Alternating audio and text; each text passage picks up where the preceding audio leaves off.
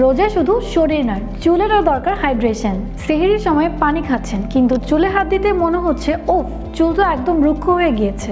কারণ এই রোজে আমরা শরীরের যত্ন নিচ্ছি ঠিকই, কিন্তু চুলের দিকে মোটেও যত্ন নেওয়া হয় না। রোজার সময় পানি কম খাওয়ার কারণে আমাদের চুলের হাইড্রেশন তো নষ্ট হচ্ছেই, পাশাপাশি গরম, ধুলাবালি, ব্যস্ততা এইসব আমাদের চুলকে আরো দুর্বল ও নিষ্প্রাণ করে তুলছে। তবে আর নয় চিন্তা, কারণ তাসা এন্ড হেয়ার অয়েল আছে আপনার জন্য।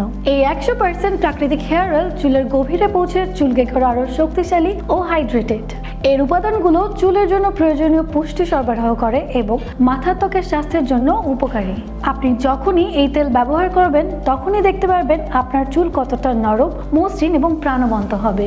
ইফতারের পর আপনার নিজের চুলের পরিবর্তন দেখে আপনি নিজেই চমকে যাবেন। তাহলে এই রোজে আপনার চুলকে দিন পর্যাপ্ত hydration. Tasa and Toha hair oil হবে আপনার চুলের জন্য সেরা সমাধান।